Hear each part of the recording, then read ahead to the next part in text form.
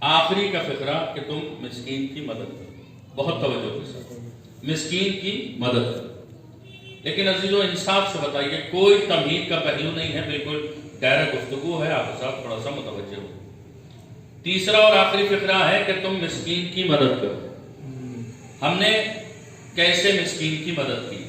مثلا کوئی آدمی ہمارے دروازے پر آیا اور اس نے دخل الباب کیا، اس نے اپنی پریشانی بتائی، توجہ کے ساتھ اس نے اپنی پریشانی بتائی، اور جیسے ہی وہ آیا پریشانی بتائی، جو بھی ہم سے میسر ہوا وہ ہم نے اپنی جیب سے نکالا اور اس کی مدد کی، وہ دعا دے کر چلا گیا، بہت توجہ کے ساتھ۔ لیکن عزیزو یہی سائل جو آج آیا تھا مانگنے کے لیے، یہی سائل اگر کل آ گیا مانگنے کے لیے، تو میرا سوال ہے اس مجمع سے، انصاف سے بتائیے گا کہ جس نیت کے ساتھ کل آپ نے مدد کی تھی، کہ آج اسی نیت کے ساتھ مدد کریں؟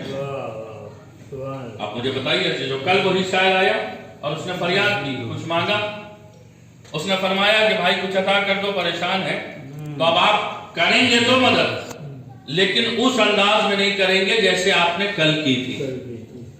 اور اس کے بعد عزیزو بہت توجہ کے ساتھ، یہی سائل اگر دوسرے سے تیسرے دن آ گیا اور اس نے آ کے مجھ سے کچھ فریاد کی، پہلی بات تو یہ ہے کہ جیسے ہی ہم اس کی آواز سنیں گے، اب ہم دروازے کے باہر نہیں آئیں گے، بلکہ اندر سے ایک آواز آئے گی، کہہ دو گھر پر نہیں ہے۔ بہت توجہ سے سنیے، کہہ دو گھر پر نہیں ہے۔ چوتھے دن یہی سائل آیا، اب متوجہ ہو جائیے، انشاءاللہ نتیجہ لے کے جاؤں گے۔ چوتھے دن آیا، پھر ہماری یہی آواز گئی کہ کہہ دو گھر پر نہیں ہے۔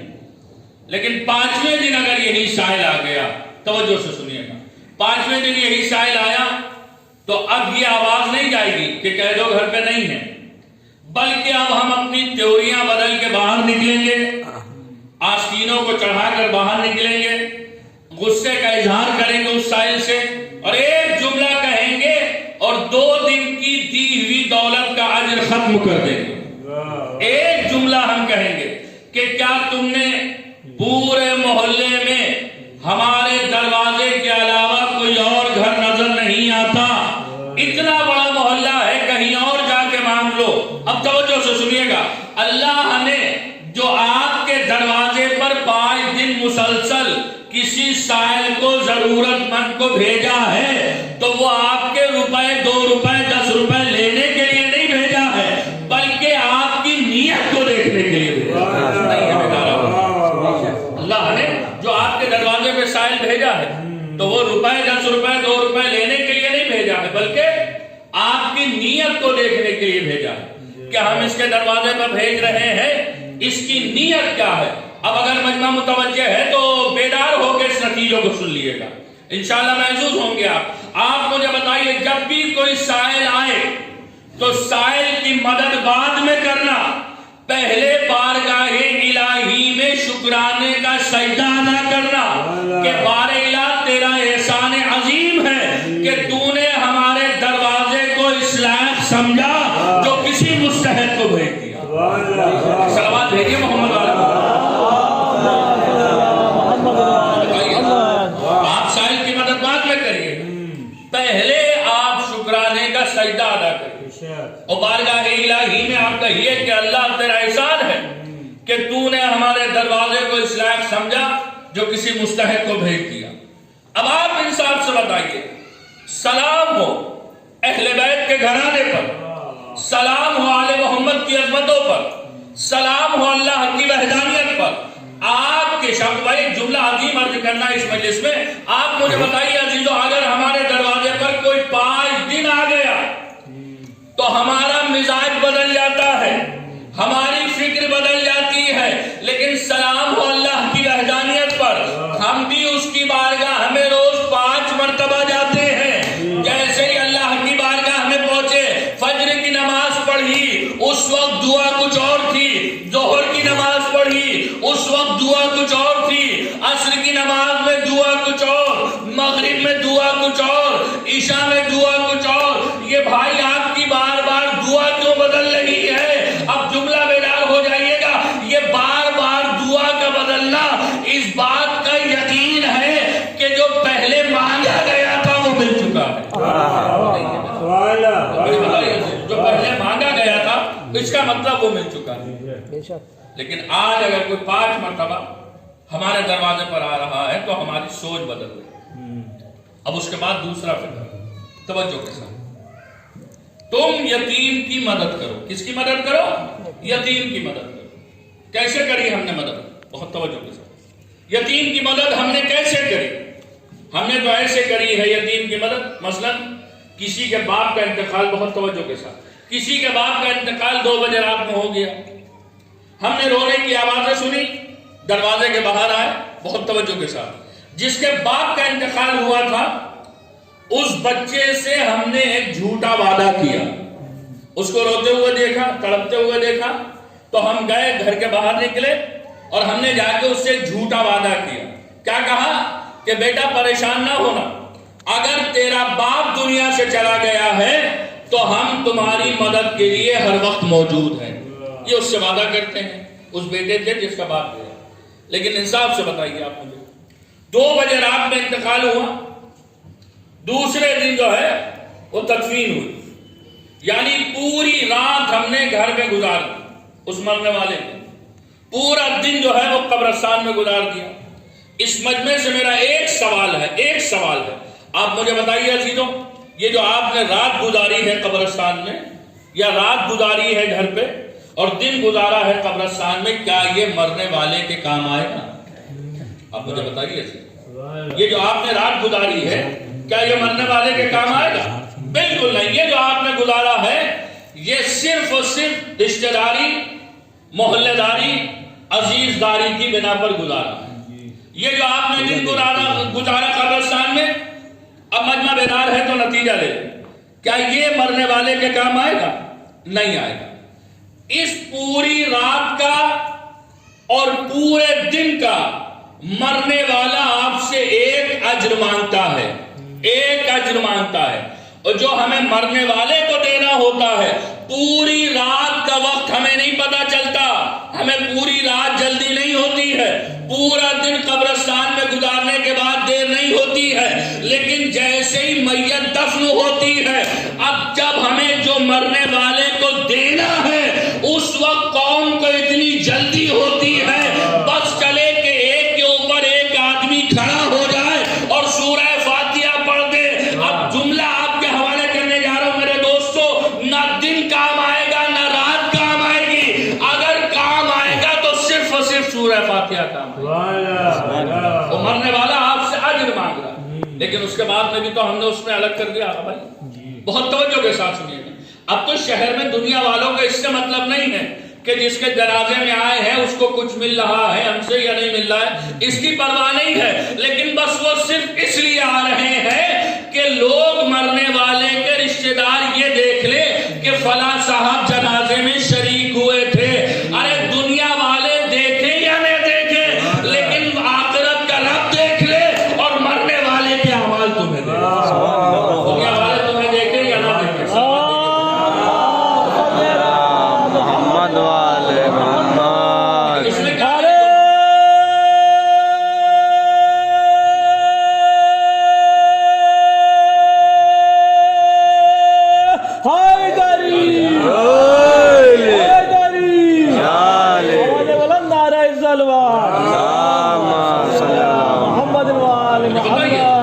یہ کیا ہو رہا ہے؟ مرحلہ یہ ہے کہ ہم صرف اور صرف اس وجہ سے جا رہے ہیں کہ مجلس میں فلاں صاحب ہمارے گھر میں آئے تھے تو لہذا ہم بھی چلے گئے. فلاں صاحب ہمارے والد کا انتقال ہوا تو اس میں آئے تھے ہم بھی چلے جائیں. نہیں میرے دوستو، دنیا کو خوش کرنے کے لیے نہ جاؤ، بلکہ کوشش یہ کرو کہ ایک تمہارا عمل ایسا ہو کہ جو مرحوم کی نجات کا ذریعہ بن جائے. ایک تمہارا عمل ایسا ہو. لیکن اس کے بعد میں مرحلہ کیا ہے؟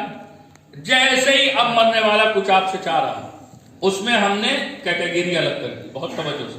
اب ہم نے دیکھا کہ جو غریب انسان ہے وہ ہاتھ گڑو کر سورہ فاتحہ پڑھ رہا ہے، تو ہم نے اس میں ایک نیا طریقہ نکالا. ہم نے کہا اس کی اور ہماری پہچان الگ ہونا چاہیے، تو ہم نے ایک کام کیا. ہم نے صرف قبر پر ہاتھ رکھنا بھی گوارا نہیں کیا، بلکہ دونوں ہاتھ ہوا میں اٹھائے اور ایک مرتبہ اشارے ثواب کیا اور چلے گئے. لیکن معصوم نے کیا فرمایا ہے؟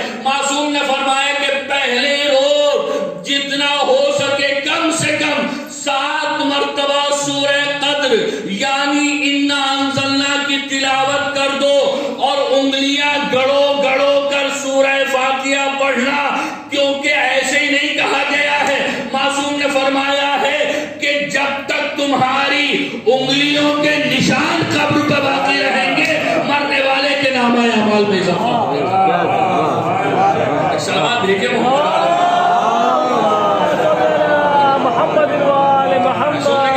لیکن ہم وہ نہیں کر رہے، ہم تو اپنی پہچان الگ کر رہے ہیں نا. لیکن اب مرحلہ کیا آ گیا؟ میں موضوع ہم سے کہا، ہم نے جس بچے کو اپنے گلے سے لگایا تھا، سر پہ ہاتھ پھیرا تھا کل رات میں، وہ بچے کا اب ہمیں فکر نہیں ہے کہ وہ بچہ پیٹ بھر کے سو رہا ہے یا بھوکا سو رہا ہے.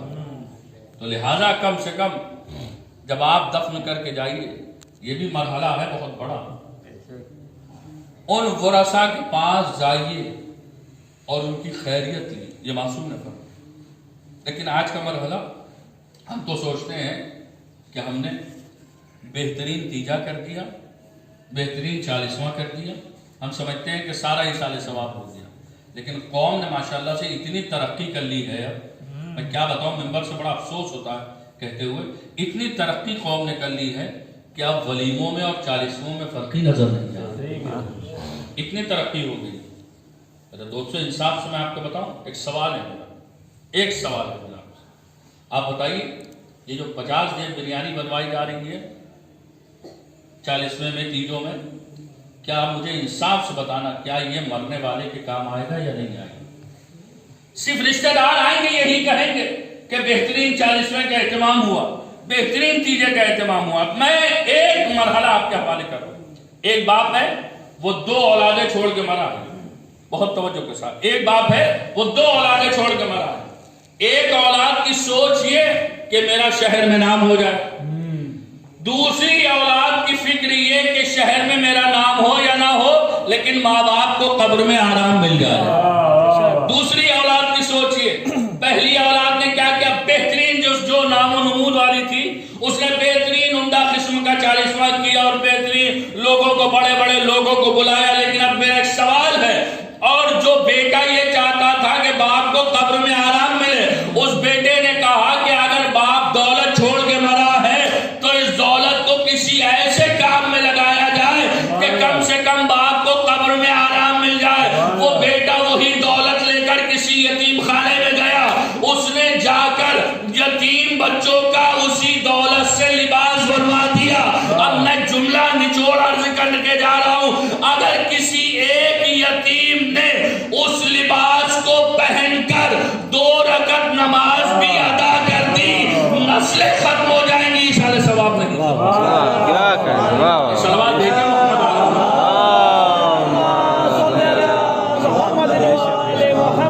اگر اس ایک یتیم نے اس لباس کو پہن کر 2 رکعت نماز ادا کر دی تو انشاءاللہ آپ کو میں یقین بتا رہا ہوں نسلیں ختم ہو جائیں گی، لیکن ایصال ثواب نہیں ختم.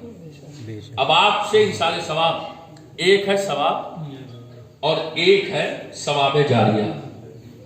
مجمع بیدار ہے تو دوں میں نتیجہ، یہ بچے ایک ہے ثواب، ایک ہے ثواب جاریہ. ثواب کیا ہے؟ مثلا ظہر کی نماز آپ پر واجب تھی، آپ نے پڑھ دی، ادا کر دی، اس کا ثواب مل گیا. کب؟ جب آپ نے ظہر پڑھی. مغرب کی نماز واجب تھی آپ پر، آپ نے پڑھ دی، اس کا اجر آپ کو ثواب مل گیا. لیکن ثواب جاریہ جو ہے وہ ایک مرتبہ اس کا اجر نہیں ملتا ہے، جب تک وہ عمل ہوتا رہے گا جب تک اس کا ثواب ملتا رہے گا. مثلا آپ کا باپ کہ آپ کی ماں دنیا سے گئی، ضروری نہیں ہے کہ 2 لاکھ روپے جو ہے وہ آپ کسی بارگاہ میں لگائیں، ضروری نہیں ہے کہ 1 لاکھ روپیہ کسی مسجد میں لگائیں. اب ایک جملہ میں آپ کے حوالے کر رہا ہوں، اگر اللہ نے آپ کو 10 روپے کی توفیق عطا کی ہے تو کوشش یہ کریے کہ کسی مسجد کی تعمیر میں یا کسی امام باڑے کی تعمیر میں وہ 10 روپے اگر لگ گئے اور ان 10 روپوں سے اگر ایک اینٹ بھی آپ کے نام کی لگ گئی تو جب تک مسجد میں نماز ہوتی رہے گی جب تک مرنے والے کو ثواب ملتا ہے. یہ ہے ثواب، جب تک اس مسجد میں عبادت ہوتی رہے گی اس کا ثواب آپ کو ملتا ہے. لیکن ہمارا مرحلہ وقت نہیں ہے، انشاءاللہ میں کبھی اور کسی موضوع پہ گفتگو کروں. آپ مجھے بتائیے انصاف سے، بڑی عظیم بات ہے، آخری بات ہے، ہم سمجھتے ہیں کہ بہترین تیجا بہترین 40واں ہو گیا، تمام ارکان پورے ہو گئے، لیکن میں ممبر پر بیٹھا ہوں اور اللہ خانے کے سامنے ایسے ایسے لوگ نگاہوں سے گزرے ہیں عزیزوں۔ ابھی تقریباً 1.5 سال پہلے کربلا اجباب ملکہ جہاں میں بیٹھا ہوا تھا، ایک صاحب دولت کے گھمنڈ میں چور آئے اور آ کے کہتے ہیں، بہت توجہ سے سننا ہے ان سے، کوئی ایک بات لے کے گئے، آئے جو قبر کھودتا ہے اس قبر کھودنے والے سے فرما رہے ہیں کہ بھائی مجھے میری ماں کی قبر بتا دو، مجھے میری ماں کی قبر بتا دو۔ جب اس نے قبر دکھا کے آیا، میں نے پوچھا بھائی ان کی ماں کے انتقال کو کتنے برس ہو گئے؟ تو آپ سنیں گے عزیزوں، مولانا صاحب 4 سے 5 مہینے ہوئے ہیں۔ انصاف سے بتاؤ میرے دوستوں کہ کیا ماں نے اسی لیے 9 مہینے شکم میں رکھا تھا کہ 4 سے 5 مہینے میں قبر نشان بھول جاؤ؟ اب اس کے بعد مرحلہ آپ کے حوالے، صرف اچھا تیجا کر لینا، اچھا 40واں کر لینا یہ عبادت نہیں، لیکن ایک مرحلہ۔ اب عزیزوں ہم دفن کر کے آئے، اس کے بعد ہمیں نہیں معلوم ہے کہ باپ کی قبر صحیح بھی ہے یا نہیں، ماں کی قبر صحیح ہے یا نہیں۔ اب ہمیں قبر کی یاد کب آتی ہے؟ جیسے ہی شب برات کا چاند نکلتا ہے فوراً ہمیں ماں باپ کی قبر یاد آتی ہے۔ سب جملہ ہے، برداشت کر لیے گا۔ کیوں آ رہی ہے ماں باپ کی قبر کی یاد؟ ماں باپ کی محبت میں قبر کی یاد نہیں آ رہی ہے، بلکہ رشتہ داروں کے خوف کی وجہ سے یاد آ رہی ہے کہ کہیں ایسا نہ ہو کہ شب برات میں کوئی رشتہ دار قبر پہ جائے اور وہ یہ کہے کہ جب سے دفن کر کے گیا ہے واپس نہیں آیا۔ اب ایک جملہ میں آپ کے حوالے کر رہا ہوں، چاہے جیسے اس جملے کو سن لیے گا، ارے جیسی قبریں آپ شب برات کے دن سجا رہے ہیں، چراغا کر رہے ہیں، ایسے ہی چراغا اگر ہر شب جمعہ قبروں پر کر دیا جائے تو قوم کا ایک انسان بھی پریشان نہیں رہ سکتا، کیونکہ اس لیے ماں باپ ہے اصل میں دنیا کے رب کا نام۔ ارے دنیا کے رب کو ماں باپ کہتے ہیں، آخرت کے رب کو وحدہ لا شریک کہتے ہیں۔ انصاف سے بتائیے، ارے جب تک آخرت کا رب راضی نہیں ہو سکتا جب تک دنیا کے رب ماں باپ نہیں راضی ہو سکتا۔ پہلے دنیا کے رب ماں باپ کو راضی کیا گیا، بس خدا را مرحوم کے درجات کو عالی فرمائے۔ انشاءاللہ پھر موقع ملا تو اسی موضوع پر گفتگو ہوگی، کبھی انشاءاللہ۔ لیکن للہ یہ ماں باپ بڑی عظیم نعمت کا نام ہے، بہت عظیم نعمت ہے۔ خدا را آپ حضرات جن کے سروں سے باپ کا سایہ اڑ گیا ہے، خدا را ان سب کو صبر جمیل اور توفیق عبادت عطا فرمائے۔ جن کے ماں باپ دنیا میں موجود ہیں ان سب کو خدمت والدین کرنے کی توفیق عطا فرمائے۔ عزیزوں انتقال ہوا، تمام مومنین مجلس سجود میں جمع ہو، لیکن میں ایک بات کہوں گا، کم از کم آپ انتقال میں سجود میں جمع ہو، لیکن عزیزاروں آپ کہ یہاں دنیا میں اگر ایک جاتا ہے تو کم سے کم اتنے لوگ تعزیت کے لیے آئے ہیں، لیکن کربلا کا لال سید سجاد عزاداران مظلوم میں کربلا، آپ بتائیے انصاف سے، جب انتقال ہوتا ہے ہمارے یہاں تو کم سے کم لوگ آ کے گلے سے لگاتے ہیں، لوگ آ کر تسلی دیتے ہیں، لیکن عزاداروں کربلا میں سجاد کو کسی نے تسلی نہ دی۔ کربلا میں 3 برس کی مظلومہ سکینہ کو کسی نے تسلی نہ دی۔ عزاداروں اگر آپ جملے کو محسوس کر لیں گے تو یقیناً اپنے گھروں کو روتے ہوئے جائیں۔ ایک مرحلہ ہے جو مجھے بیان کرنا ہے عزاداروں، سکینہ کا بابا رخصت ہوا، سجاد کا بابا رخصت ہوا۔ عزاداران مظلوم میں کربلا، ظالم نے آقا حسین کے سر کو نوکے نیزہ پر بلند کیا، اور سر جیسے ہی بلند ہوا یہ سر بار بار زمین پر آ رہا، نیزے سے زمین پر آ، اور بڑی کوشش شمر ملعون نے کری، ظالم نے بڑی کوشش کری، لیکن سر نیزے پر بلند نہیں ہو رہا۔ عزاداران مظلوم کربلا، بس قیامت کا جملہ سنیں گے، جب یہ سر بلند نہیں ہو رہا ہے تو ایک مرتبہ ظالم آگے بڑھا، سجاد کی پشت پہ تازیانہ مارا۔ جیسے ہی سید سجاد کی پشت پہ تازیانہ پڑا، عزادارو سید سجاد بابا کے سر کے قریب پہنچے، آواز دی بابا تیرا سر آگے کیوں نہیں بڑھتا؟ اے عزادارو اسی بریدہ سے سر آواز آئی، اے میرے لال سجاد میں کیسے آگے بڑھوں، کیونکہ میرے سینے پہ سونے والی سکینہ ناقص ریگستان میں گر گئی ہے۔ اے عزادارو بچی کو جناب سکینہ تلاشنے کے لیے پہنچی، حسین کے سر نے آواز دی سجاد میں کیسے آگے بڑھوں، کیونکہ میرے سینے پر سونے والی سکینہ ناقص ریگستان میں گر گئی۔ اے عزادارو قیامت کا جملہ سننا، جناب زینب ہر قدم پہ آواز دے رہی ہے، ہائے میری مظلومہ یتیمہ سکینہ۔